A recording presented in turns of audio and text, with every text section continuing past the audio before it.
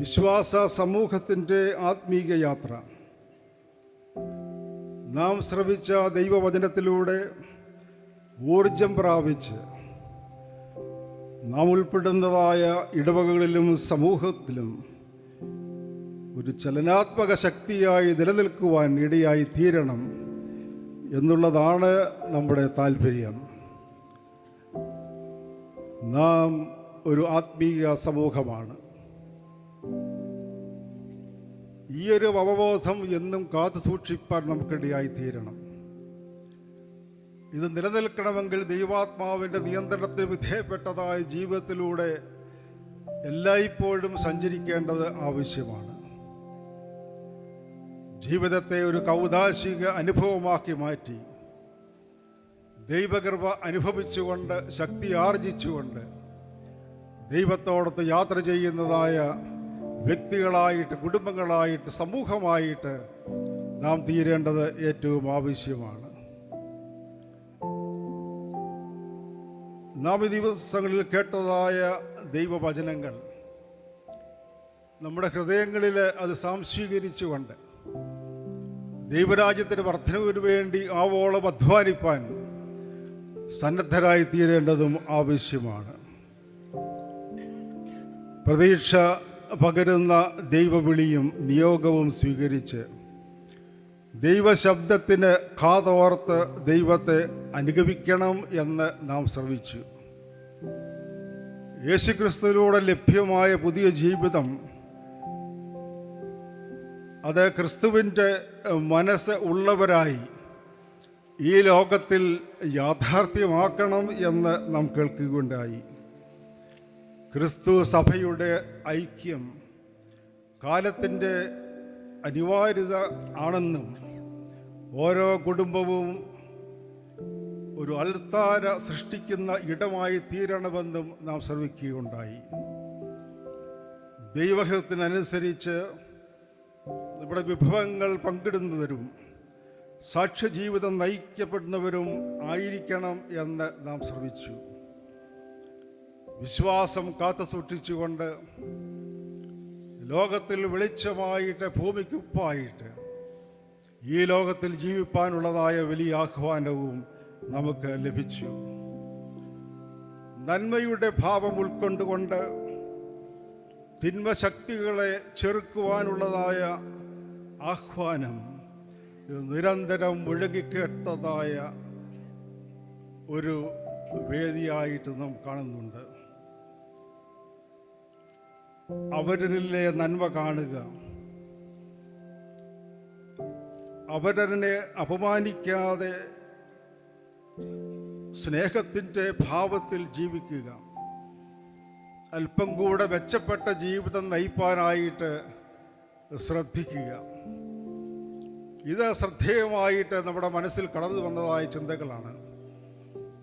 അതുകൊണ്ട് ഈ ഒരു കൺവെൻഷൻ നമ്മൾ ഇവിടെ നടത്തി ഇന്ന് ഇത് അവസാനിച്ച് നമ്മൾ ഭവനങ്ങളിലേക്കും നമ്മുടെ പ്രവർത്തന സരണികളിലേക്കും നമ്മൾ പോകുമ്പോൾ ഈ ദർശനങ്ങൾ ഉൾക്കൊണ്ടുകൊണ്ട് ഞാൻ ആരാണെന്നും ഞാൻ എങ്ങനെയായിരിക്കണമെന്നും എപ്രകാരം ദൈവത്തിൻ്റെ മകനായിട്ട് മകളായിട്ട് ജീവിക്കണമെന്നും വ്യക്തമായ ധാരണയോടുകൂടെ പോകുവാൻ നമുക്കിടയായിത്തീരുന്നുണ്ട്.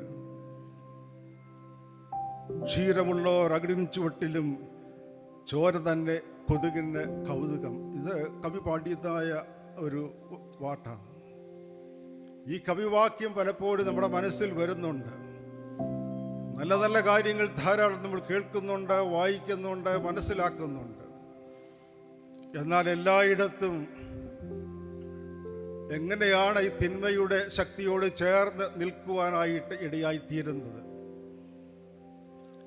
അന്യനിലെ നന്മ കാണുവാൻ സാധിക്കാതെ അവനിലെ കുറവ് കണ്ട് അവനെ ഇല്ലാതെയാക്കുന്നതായ സംസ്കാരം വളരുന്നതായ ഒരു സാഹചര്യത്തിൽ ദൈവവചനത്തിൻ്റെ അടിസ്ഥാനത്തിൽ ദൈവത്തോടൊത്ത് ഈ നന്മയുടെ ഭാവം വെളിപ്പെടുത്തുവാനായിട്ട് നമ്മൾ ശ്രദ്ധിക്കേണ്ടത് ഏറ്റവും ആവശ്യമാണ്.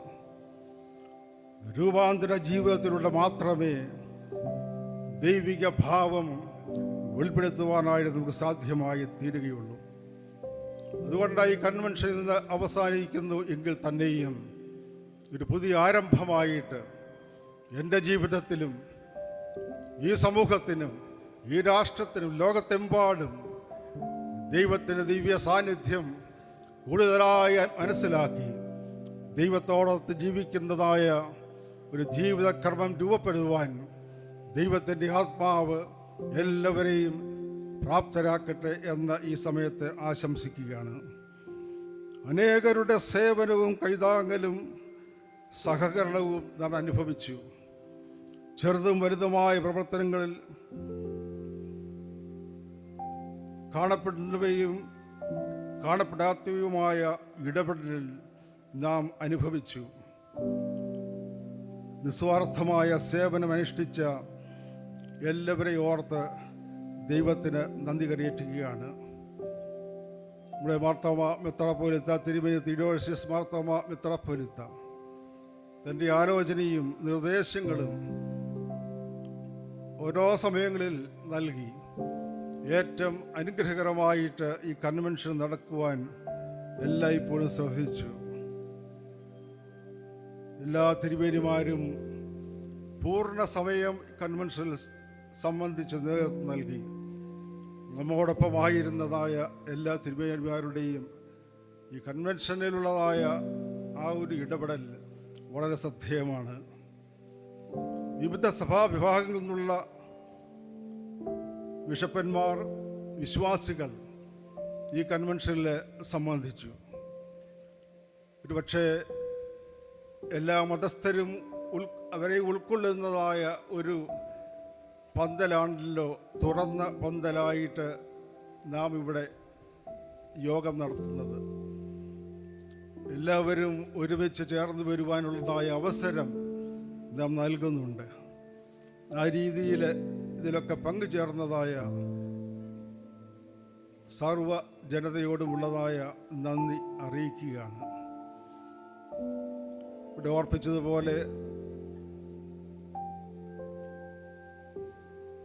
വിവിധങ്ങളായ പ്രവർത്തനങ്ങളിൽ ആത്മാർത്ഥമായിട്ട് സഹകരിച്ചതായ മന്ത്രിമാർ, ജനപ്രതിനിധികൾ, അവരുടെ എല്ലാം സേവനം, സഹകരണം വളരെ വിലപ്പെട്ടതാണ്. അതുകൊണ്ട് ഈ കൺവെൻഷൻ്റെ നടത്തിപ്പിൽ ആദിയോടന്തം വ്യാപരിച്ചതായ ദൈവകൃപ എത്ര വലുതാണ്. ആപത്ത് അനർത്ഥങ്ങളിൽ നിന്നെല്ലാം ദൈവം നമ്മെ വിടുവിച്ചു. പലതരത്തിലുള്ളതായ ആശങ്കകൾ ഉണർന്നുവെങ്കിൽ തന്നെയും പ്രാർത്ഥന കേൾക്കുന്നവനായ ദൈവം എല്ലായ്പ്പോഴും നമുക്ക് ഉത്തരം നൽകി. നമ്മോടൊപ്പം എല്ലായ്പ്പോഴും സഞ്ചരിക്കുന്നതായ ദൈവ സാന്നിധ്യം ഇത് കൂടുതലായിട്ട് മനസ്സിലാക്കുവാൻ നമുക്കിടയായി തീരണം. ഈ ആത്മീക സംഗമം ഇന്ന് അവസാനിക്കുമ്പോൾ നാഥൻ നടത്തിയ വിധങ്ങളെ ഓർത്ത് ദൈവത്തിന് സ്തോത്രം കരയേറ്റാം. ദൈവരാജ്യം ഭക്ഷണമോ പാനീയമോ അല്ല, നീതിയും സമാധാനവും പരിശുദ്ധാത്മാവിലുള്ള സന്തോഷവും അത്രേ. ആ ദൈവരാജ്യത്തിൻ്റെ അനുഭവത്തിൽ സന്തോഷത്തോടുകൂടെ നീതിയും സമാധാനവും നിലനിൽക്കുന്നതായ സാമൂഹ്യ വ്യവസ്ഥ സാധ്യമാകുവാൻ ദൈവമേ സഹായിക്കണമെന്ന പ്രാർത്ഥനയോടുകൂടെ നമുക്ക് ഇവിടെ നിന്ന് മടങ്ങാം. ദൈവമേ, അവിടുന്ന് വലിയവൻ, അവിടുന്ന് ഞങ്ങളെ കാക്കുന്നു. ഈ കൺവെൻഷൻ നമ്മുടെ രക്തത്തിൽ അലിഞ്ഞു ചേർന്നിരിക്കുന്ന ഒരാത്മീക അനുഭവമാണല്ലോ.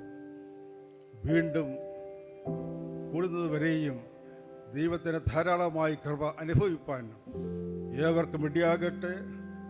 ആത്മധൈര്യത്തോടെ ദൈവിക ചൈതന്യം പ്രാപിച്ച് മനുഷ്യർക്കും ലോകത്തിനും അനുഗ്രഹകരമായി ജീവിപ്പാൻ ദൈവം നമ്മളെല്ലാവരെയും സഹായിക്കട്ടെ എന്ന് പ്രാർത്ഥിക്കുകയും ആശംസിക്കുകയും എല്ലാവരും കാട്ടിയതായ ശിക്ഷണവും ഒരുമിച്ചുള്ളതായ കൂട്ടായ്മയും സ്നേഹ സമ്പർക്കവും ഇതോർത്ത് ദൈവത്തിനെ സ്തുതി കരയറ്റിയും കൊണ്ട് എൻ്റെ വാക്കുകളിൽ ചുരുക്കുന്നു.